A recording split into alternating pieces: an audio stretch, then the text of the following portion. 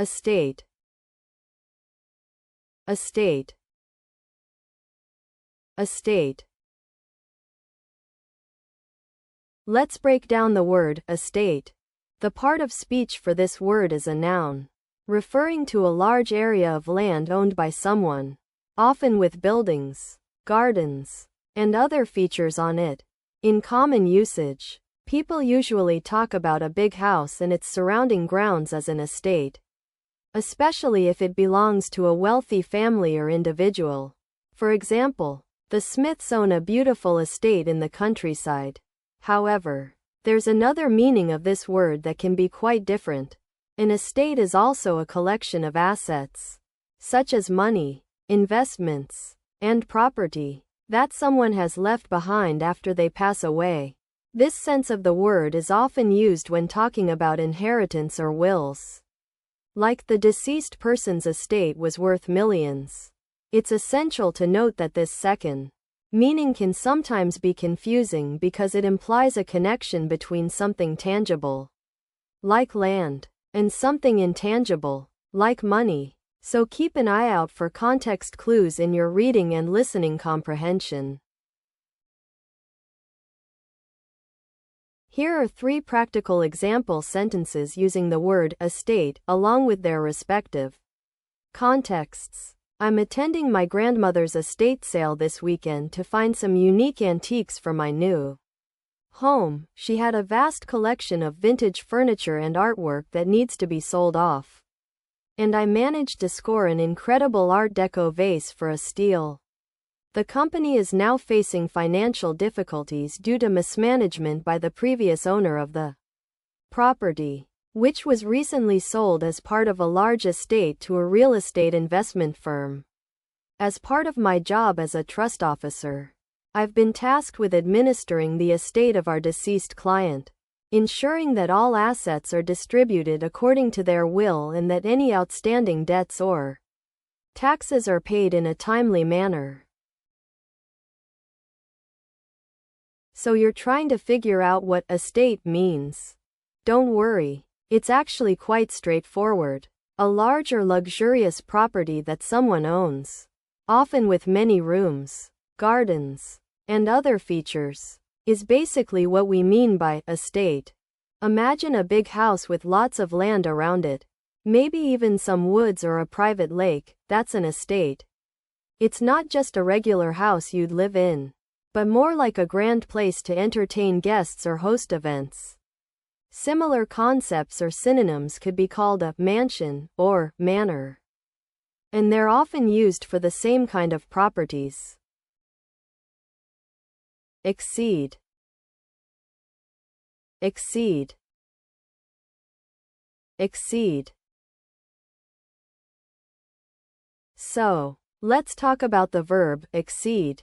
The part of speech is really important to know when using this word. It can be both transitive and intransitive, meaning it can take an object, e.g., this new policy exceeds last year's sales by 20%, or not, e.g., the company's profits will exceed $1 billion. In common usage, people use exceed to describe something that goes beyond a certain limit or standard, like when you're talking about performance, expectations, or even just regular old numbers. For example, she exceeded her goal of learning 10 new languages by the end of the year. And here's the special part.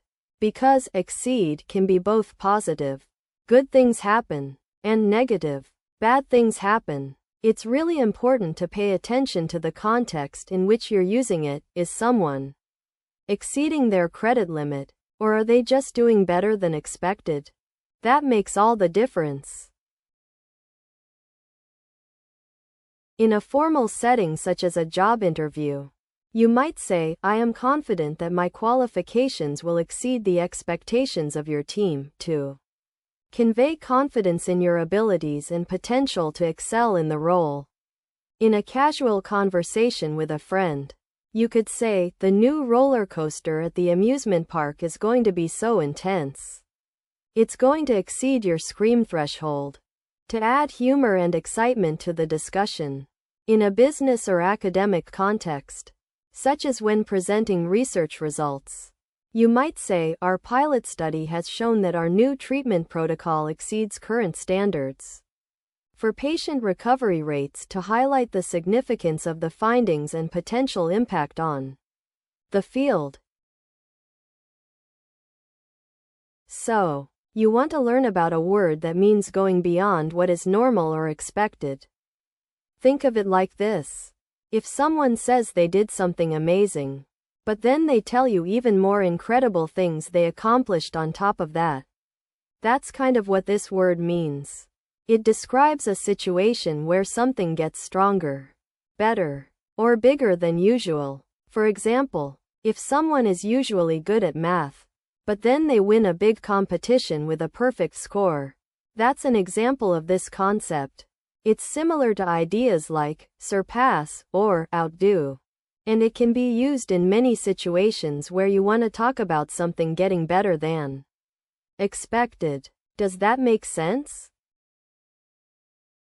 Expert. Expert. Expert.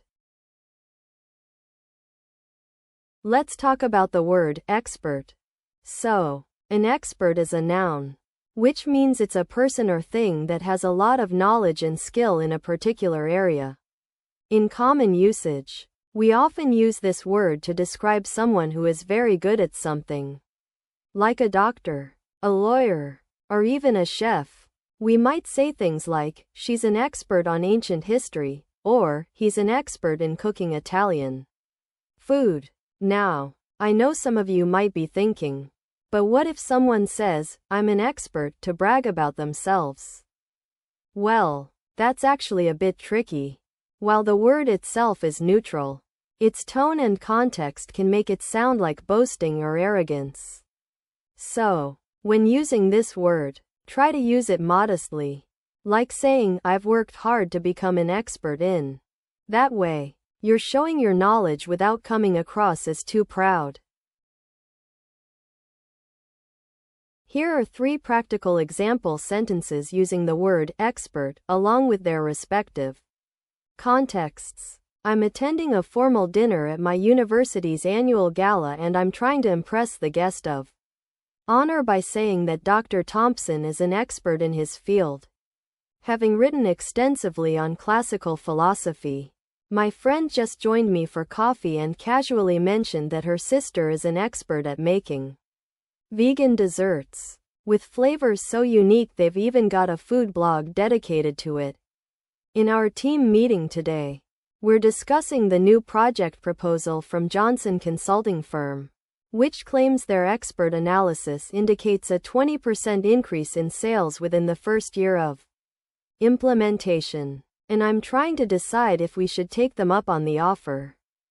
Note: the formal usage example uses expert to convey a sense of authority and credibility. The casual conversation usage uses it to show someone's skill or proficiency in a specific area. And the business academic usage uses it to reference professional expertise or analysis. So you want to know about people who are super knowledgeable in a particular area? Well, imagine someone who has spent years studying and mastering a specific subject, like medicine, law, or even a language. They have a deep understanding of the concepts, principles, and nuances involved. One way to describe them is by looking at their main characteristics. They're highly skilled, very knowledgeable, and often sought out for advice or guidance. People with these qualities are sometimes called specialists or professionals in that field. As for what they do, they use their expertise to help others make decisions, or even create new things. They might work as teachers, consultants, or leaders in their respective fields. Does that sound like someone you'd want to learn from?